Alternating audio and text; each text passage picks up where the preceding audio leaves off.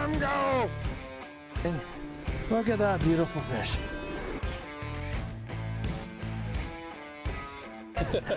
But Fraser Fishing Adventures took us right there. Yeah, baby! Stay tuned for some more of these. Halibut!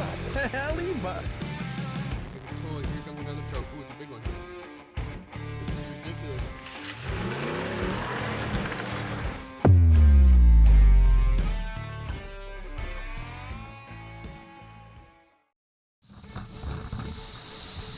Welcome to another edition of Realistic Outdoors. Today we hit the hard water on a local lake, chasing some rainbows. I also have in store for you a bushcraft technique of something I've been dying to show everybody. Stay tuned. Hey, good morning, guys. It's Scott from Realistic Outdoors. We're out on another adventure. Behind the camera, I have my esteemed colleague, Karis, who's going to do some filming for us today and some directing. Welcome, Karis. Appreciate you being here. We got something special in store for you in a little bit. I'm going to be working on that, and while I'm working on that, I want to obviously do some fishing. So I'm going to set up a tip-up. I got my windlass here. It's one of my favorite little tip-ups because the wind will actually slightly jig it for me while I'm away, and maybe we can catch a rainbow, and I'll show you what we're going to do with the rainbow on that secret thing coming up.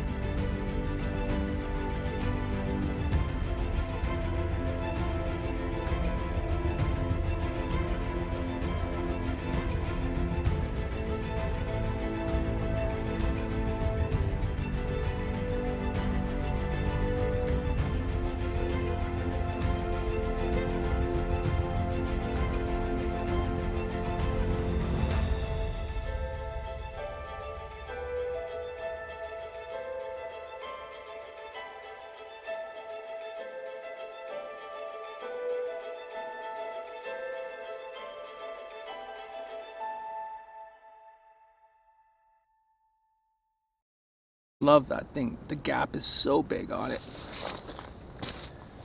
Okay, let's tie that bad boy off. I will tell you, I tend to put on a little extra heavy leader here because the rainbows, the rainbows might get 3-4 pounds. Oh, this one needs to be punched. The eye needs to be punched.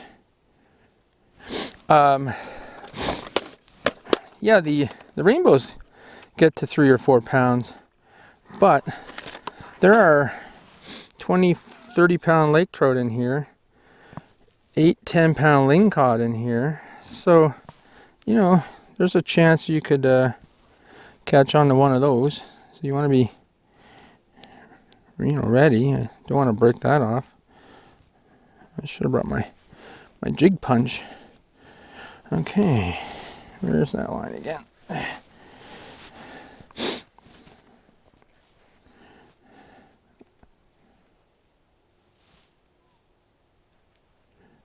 it get punched enough? Oh, there it is. Okay. For the rainbows this morning, I'm going to start off with some worm. Let's see how that works out.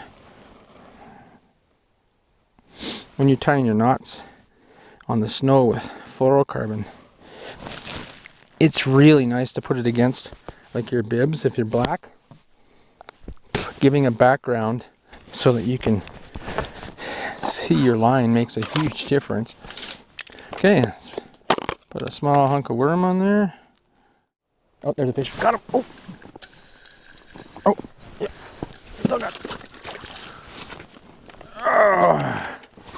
Oh, you got a good fighter on here now. Oh yeah, taking some drag. Tighten up my drag before I lose him. Ready to go. There he is. He's at the, oh, another buck, another male. So let's just get a quick shot of him and get him back down. He's hooked barely. Let's have a quick look at him. He's a pretty trout.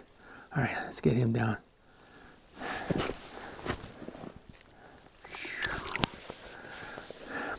Must be lunchtime for the fish. That's 2 and 10 minutes. And we hadn't seen them all morning. So anyway, we're destined to catch a few rainbows and we're destined to smoke some. Yes. Hey, so I promised something fun. So I'm gonna do a redneck smoker on the ice. We're gonna smoke some fish. So first thing you need is either a tripod or some sticks of some sort. So I've grabbed some snag poplar from the side of the road and I'm gonna get started.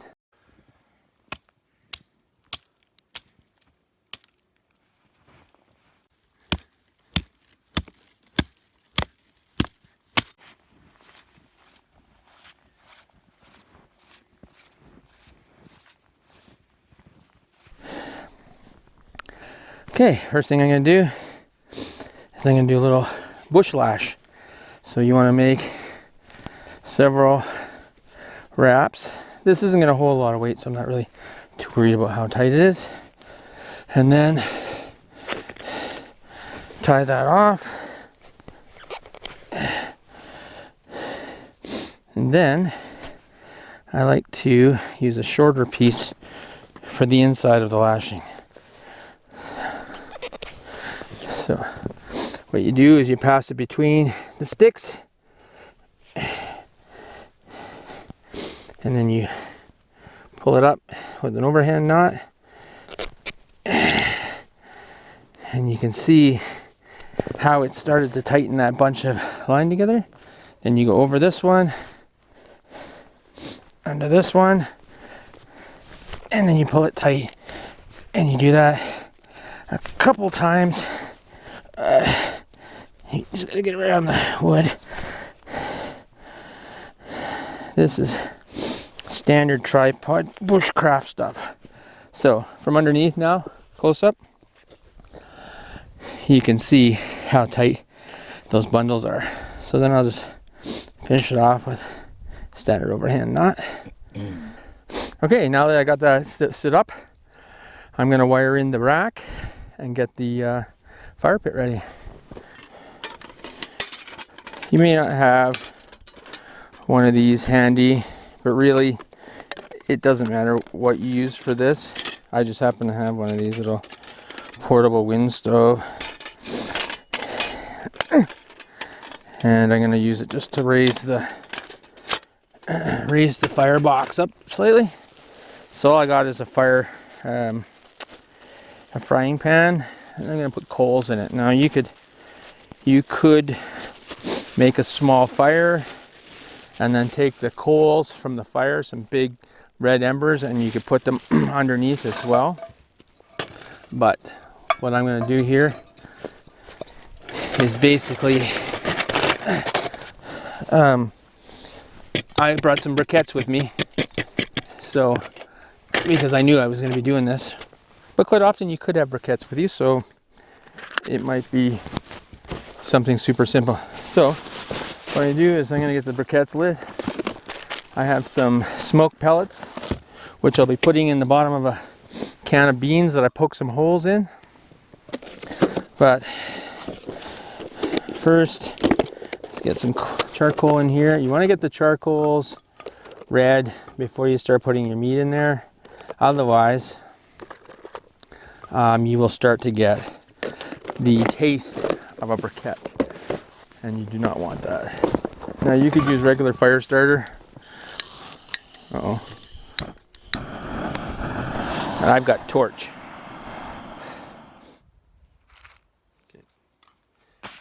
Okay, I brought along a piece of fabric. Now you can use whatever you have. I've used the cover for my toboggan. I've used my tarp. I've used a few things. But anyway, I got this piece of fabric out here, so I'm gonna get this started. I got two pieces, so I'm gonna get them strapped together, and we want to make sure we can keep the heat in, so it's got to go all the way down, and then I'll put a little bit of snow on the edge just to keep it from the heat from escaping, and I'll put the other one over here, and I got a few clips that I stole from home. If you had one piece, it'd be much better. And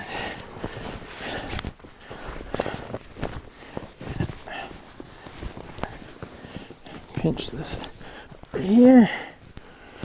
Now, of course, it's not going to be pretty, but it'll keep the smoke and the heat in. That's what we're really trying to do. Keep the smoke and the heat in. So we just need to cover off some of the back here, and we're good to go. Okay, what I got on now, it's a blue and silver. You probably heard me talk about it. It's a hammered crocodile made by Gibbs. I think it's a croc actually, but this has been, everybody that asked me if I had one lure to use no matter what it was, this would be it, and this is it. This is the one I'm using.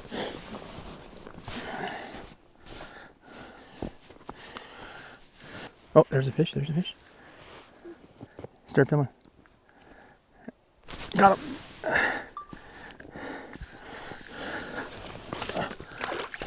Okay, got a rainbow on.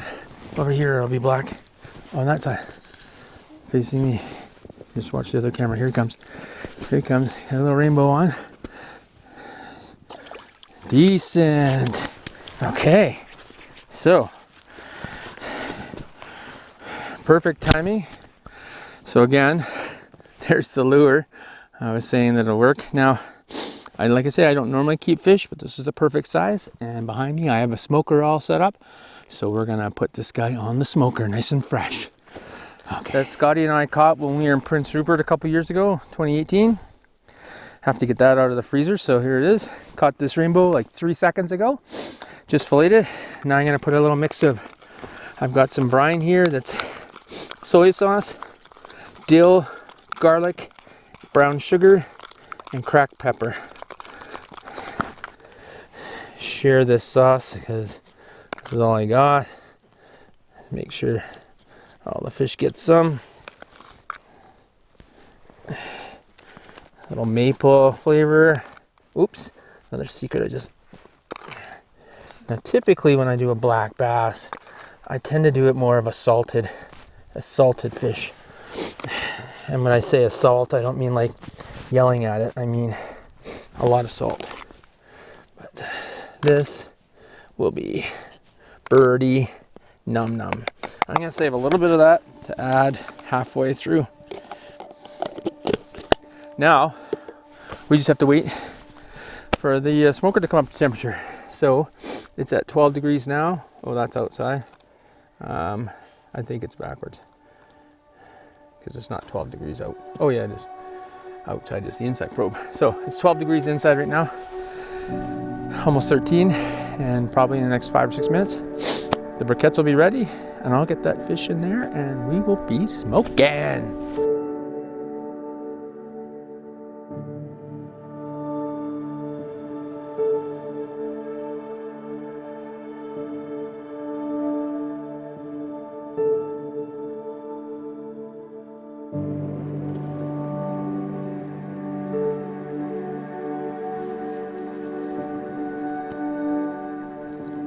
Makeshift shelf because I didn't have enough room. The trout was so big. So there's what we got. I just got to put some more pellets in.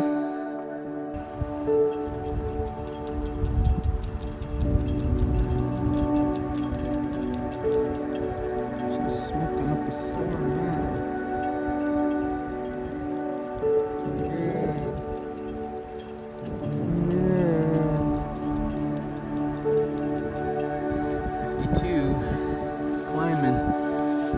Smoking out of here like crazy. Right there.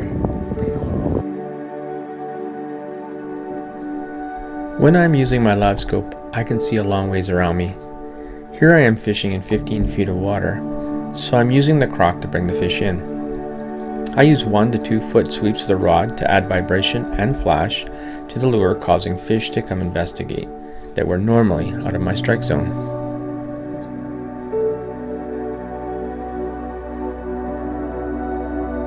I normally find this technique to be more useful later in the season as the fish have become less aggressive. This lake that I am fishing has all kinds of bottom types from sand, rocks, and weed edges, giving the fish a lot of room to travel. I have found watching these fish on my camera to be what I like to call gypsy fish. They are not taken to hiding in one area of the lake, but rather roam around with the abundance of structure and cover. This is one reason I tend to find a decent spot and just hang out there for most of the day.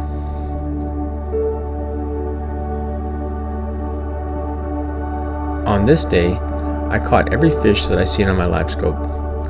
Once they seen my lure, I was able to jingle it and get them to race in and hammer it.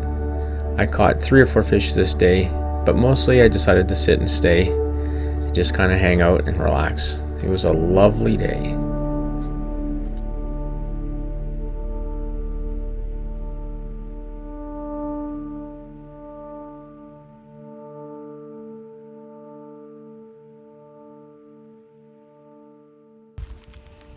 Okay, so it stopped smoking. We've done three cans of smoke. That's about 3/4 of a cup each.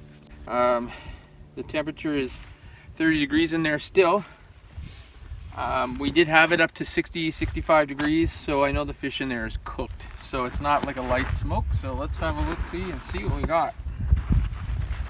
Open this bad boy up. I'm excited to see this. Okay, one of them's light smoke, and 2 of them are definitely heat smoked.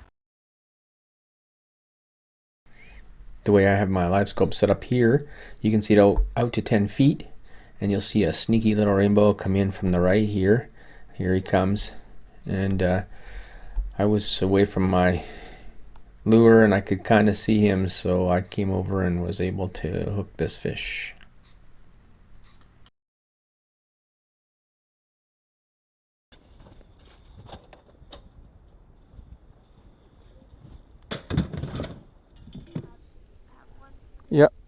Yep. There's the fish. Oh, he just bit. Here he comes. Got him! Got him! Oh, he's a puller. He's a puller.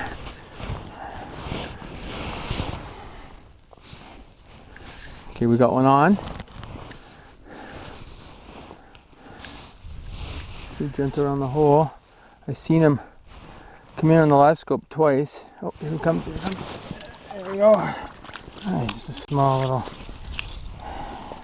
doe, it looks like. Let's get the hook out nice and gentle. And let's get a quick close up. And let's put her back in the water. Right on. Ready to go. There she goes. Well, I think that's just about the end. I've got the tip up. That's the first fish I've seen in almost an hour and a half. We're just a few minutes out of testing our smoked salmon, or smoked trout from this morning. It's been smoking in there for 4 hours, so should be pretty good. It was warm enough. I think it was up to 65 degrees for a fair bit of it, and it's reasonably close to the heat, so we should be okay. So anyway, we're gonna head over there, and then we're gonna do the close with the fish. Yes, so stoked.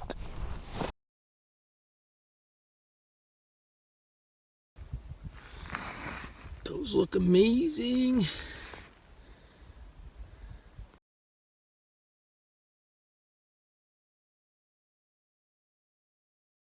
Okay guys, so we managed to get that trout smoked. We had a really good time fishing, caught a couple fish, and the smoker is just packed up and ready to go. And what a really cool experience to do that, eh? Mm-hmm. It was a lot of fun. So building that just shows you can pretty much do anything with just a couple things on the ice. And so anyway, let's give that a taste, see how it tastes. So cheers! Cheers! All right. Pretty good. It's pretty smoky. Well, there you have it. So you can pretty much smoke fish with anything out on the ice. Hope you guys really enjoyed that. It was a lot of fun making it for you. Tasted amazing. I'm with Karis today. I'm Scott from Realistic Outdoors saying, smoke them if you got them.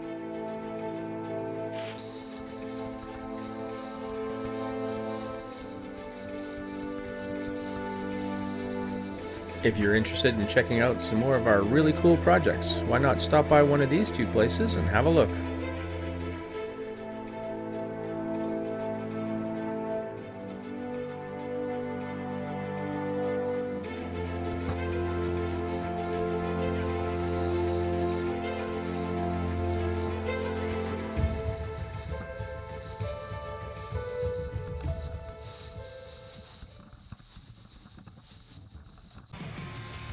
If you're interested in finding out more fun stuff about Realistic Outdoors, or you're interested in becoming a sponsor, you can check us out on one of our social media pages.